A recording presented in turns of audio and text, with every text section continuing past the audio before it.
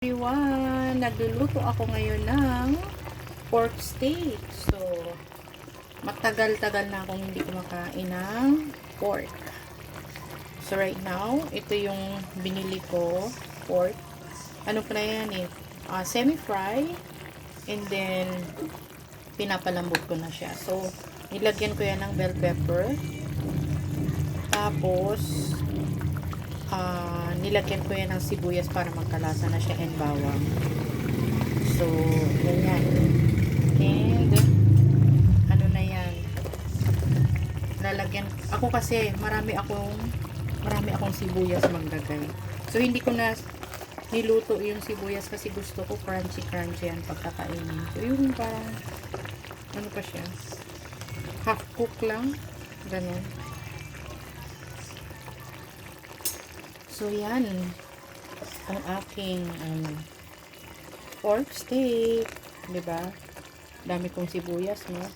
Ganyan po kasi ako magluto ng pork steak.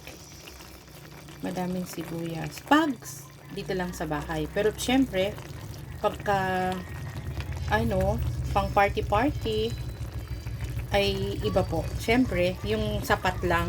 Wag naman yung over. 'Di ba? So, pag dito lang sa bahay, marami akong sibuyas talaga. Ganyan ako. Ba't ko pinatay? So, ganyan ako magluto. Pag dito sa bahay. So, yan. Pag na yan, pakuluin lang natin ng konti. And, tikman natin ang lasa.